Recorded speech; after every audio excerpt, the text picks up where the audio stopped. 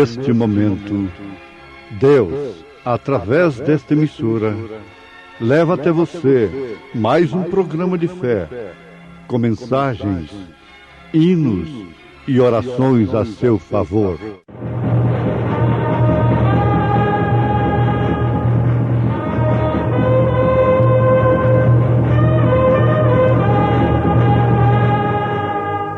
Fé para vencer.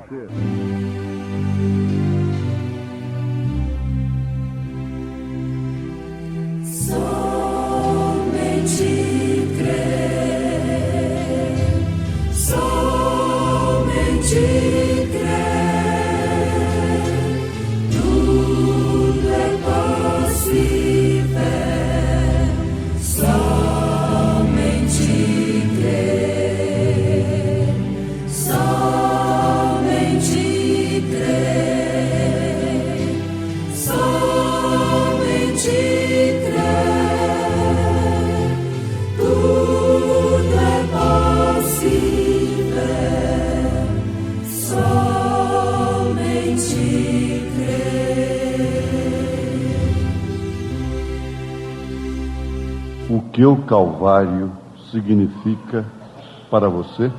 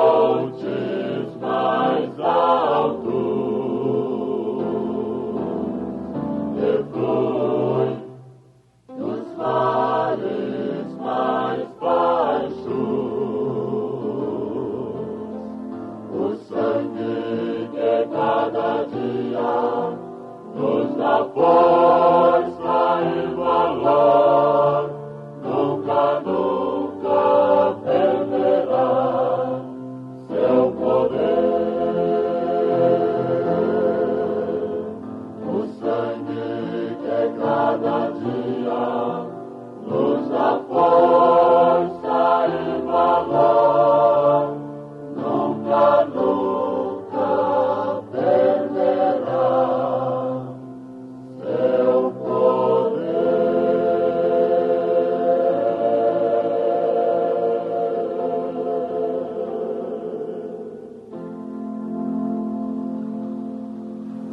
Boa noite, ouvintes. A grande pergunta desse instante: o que o Calvário significa para você? É uma tradição religiosa? De ano em ano, uma Semana Santa, uma Sexta-feira da Paixão? Ou é um dia a dia, minuto a minuto? Pense, responda para si mesmo. O conjunto da fé nos deu a boa noite com o hino, o sangue. Esse sangue, você sabe de quem é? É do Senhor Jesus Cristo. O que significa realmente aquele dia no Calvário para você? O Espírito Santo, através do Calvário, concede vida eterna aos crentes. Com sangue, ele limpa a casa para fazer dela sua morada. Isso significa realmente o amor de Jesus. O conjunto da fé volta a cantar ao vivo aqui no Tabernáculo da Fé o amor de Jesus.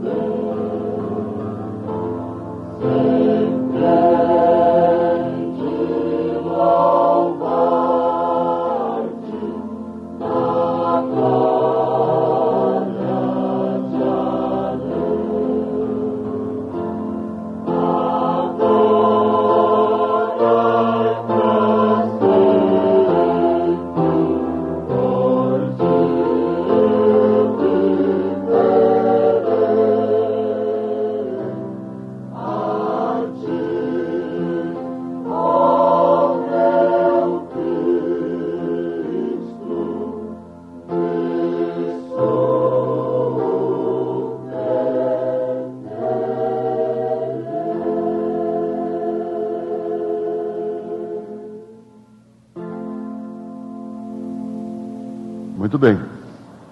A pergunta volta ao ar. O que o Calvário significa para você? É uma resposta que você próprio deve dar. O Espírito Santo, através do Calvário, concede vida eterna aos crentes. Com o sangue, ele faz a asepsia, a limpeza da casa para a sua morada. Ele não habita em casa suja. Jesus disse: a casa fica limpa e adornada. Se não for habitada, então o seu último estado é pior.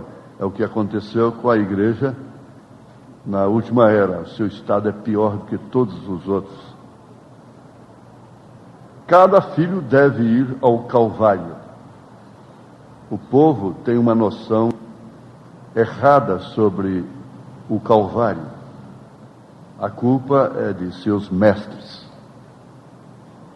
Faz daquilo simplesmente uma data de comemoração. Jesus Cristo não está morto. Não existe Senhor morto. Ele ressuscitou no terceiro dia. Não existe isso.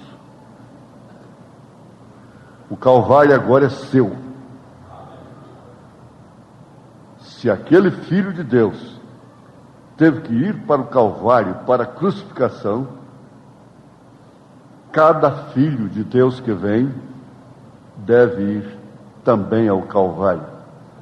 Isto é, ele toma a sua cruz e segue o Senhor Jesus Cristo. Esse filho também deve ter um Calvário. Você deve ter aquele dia no Calvário. Eu também tenho aquele dia no Calvário. E isto é que tira a dúvida do pecado. Se realmente aquele dia do Calvário tem um efeito pessoal em nossa vida, não simplesmente histórico. Um quadro na parede, um cinema daquilo, um vídeo daquilo. Mas é uma experiência vivida. O Calvário trouxe uma experiência vivida para mulheres como Maria Madalena, como aquele ladrão crucificado ali à direita de Jesus, assim, tão proclamado, não é? Quando ele disse: lembra-te de mim quando entrares no teu reino. Ali ficou jogada toda a doutrina da suposta reencarnação, do suposto purgatório, por terra. Jesus lhe respondeu: hoje mesmo estarás comigo no paraíso. Então ele não teve que passar por processo algum intermediário. Dali mesmo da cruz, ele foi para o paraíso. Essa é a religião de primeira mão, não é de segunda, de terceira mão. Essa é a religião de nosso Senhor Jesus Cristo. Afinal, ele é ou não é Salvador? Depende muito daquilo que significa o Calvário na sua vida. É uma matéria de comércio, para comprar rádios, para comprar televisão, para comprar isso e montar um esquema mundial na terra, acumular patrimônios. Aquele dia no Calvário não é para comércio, é de graça. Pela graça somos salvos, e não vem de vós, é dom de Deus. Assim diz o Senhor. Então você já está entendendo o que significa o Calvário para você. Em primeiro lugar, é sua própria cruz. Significa renunciar a si mesmo, tomar a sua cruz e seguir a Jesus. Há uma frase nessa mensagem: aquele dia no Calvário.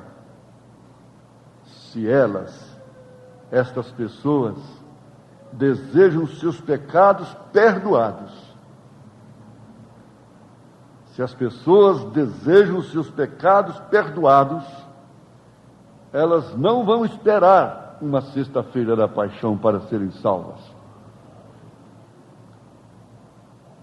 Não.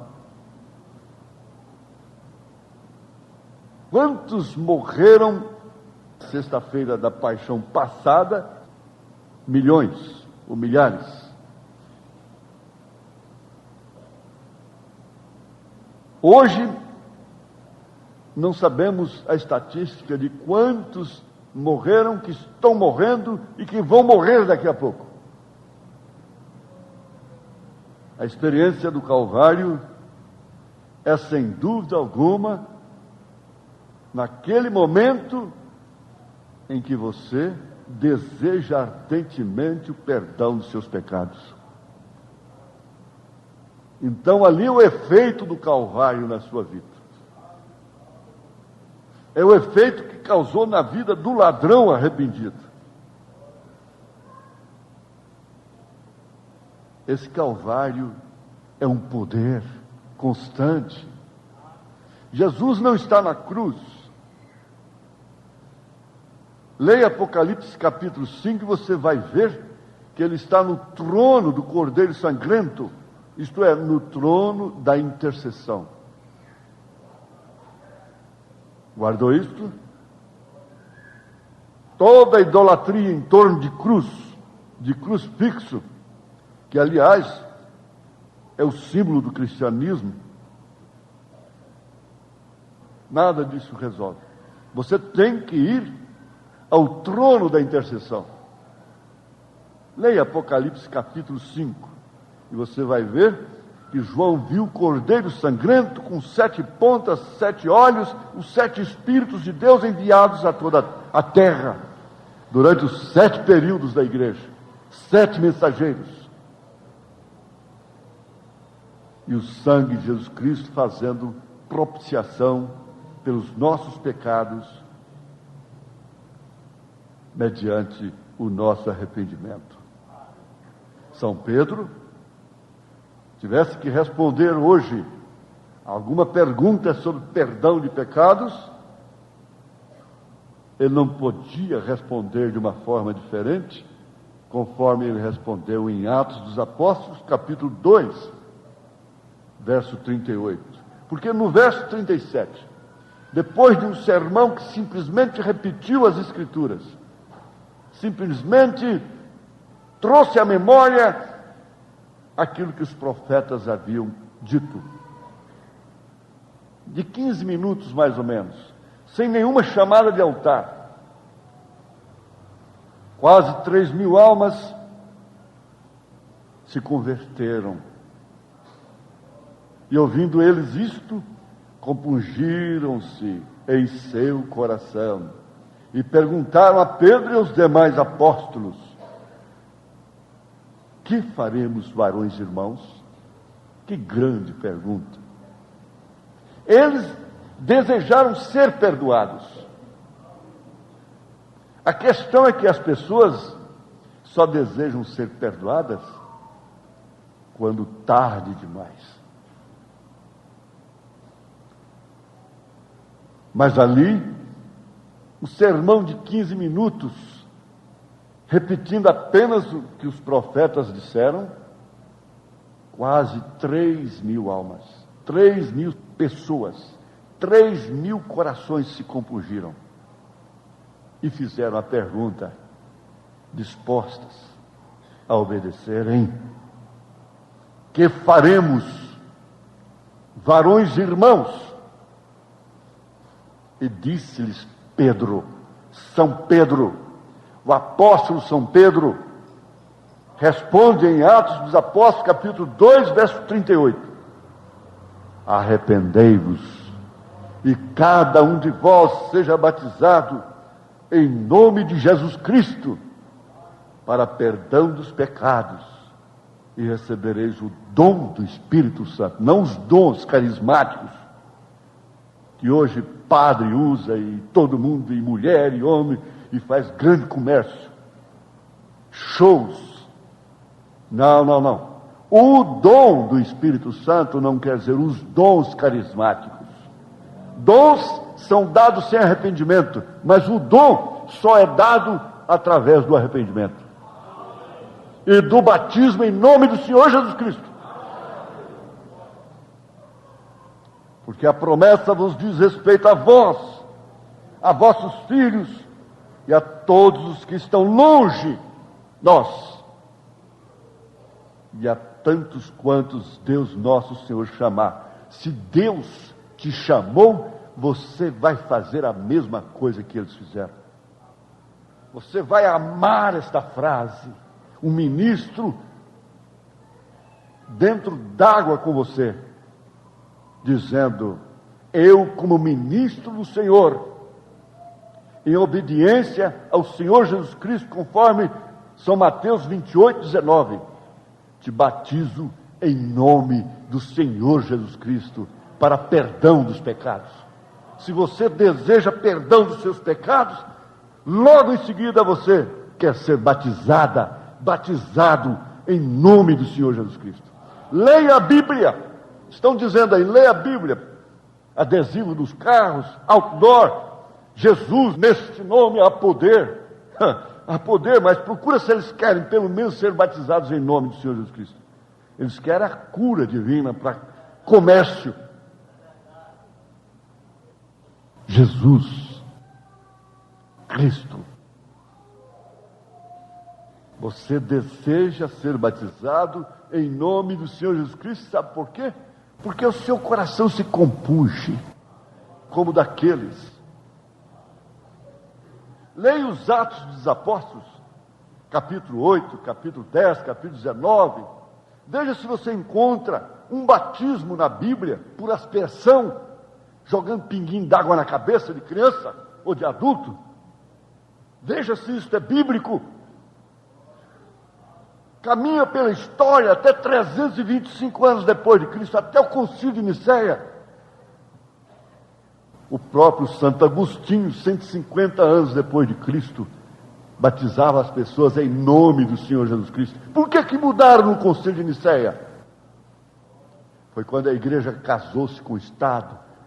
A grande meretriz deitou na cama com os reis da terra, cumprindo o Apocalipse. E suas filhas fizeram o mesmo e estão fazendo.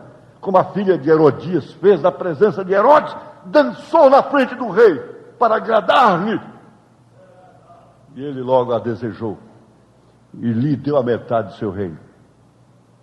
Mas a igreja de Cristo, a filha de Deus, não quer o reino de Herodes, quer o reino de Deus.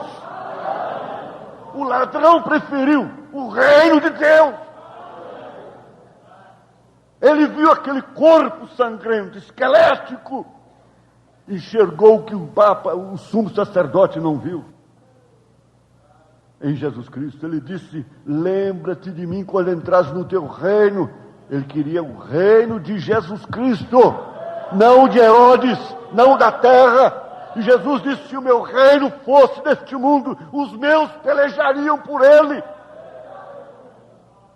Quem é de Jesus não peleja pelo reino deste mundo. Não peleja por Sodoma, como Ló pelejou. Vive como Abraão, fora desse sistema todo. Ah, sim. Deus abençoe a vocês todos. Amém.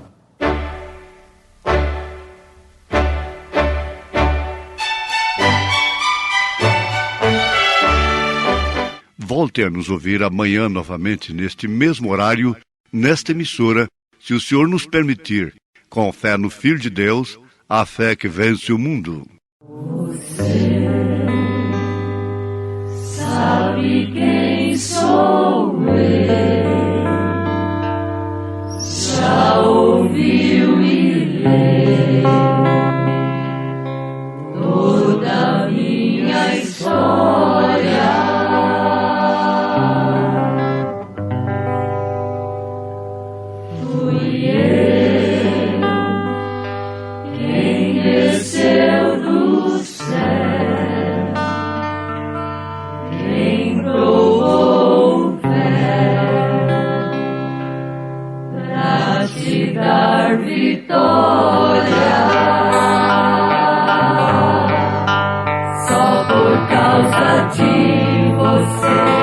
Comecei a sofrer desde o meu nascimento.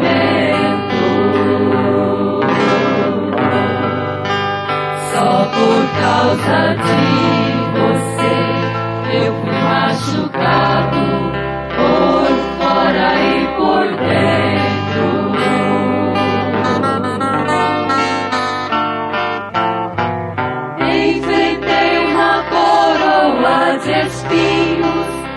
caí pelo caminho, carregando uma cruz, com o corpo ensanguentado, de tanto ser açoitado, e provando meu amor.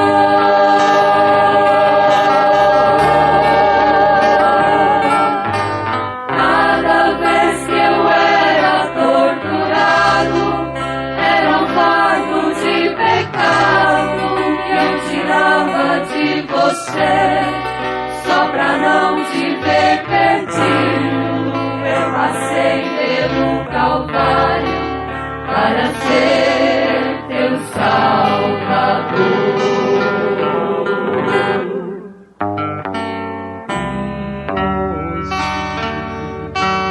Eu tenho autoridade e poder, e tenho o céu pra te oferecer, se você me aceitar no coração.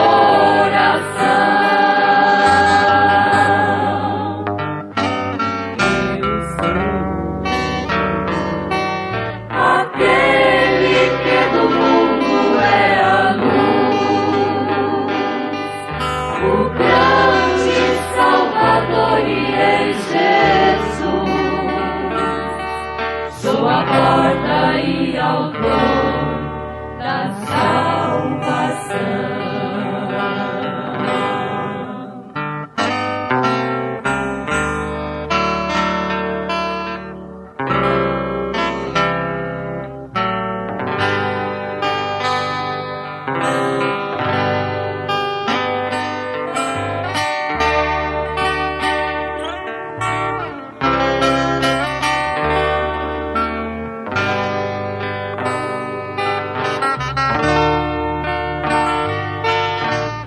Enfrentei uma coroa de espinhos, eu caí pelo caminho, carregando uma cruz, com o corpo ensanguentado, de tanto ser açoitado, e provando meu amor.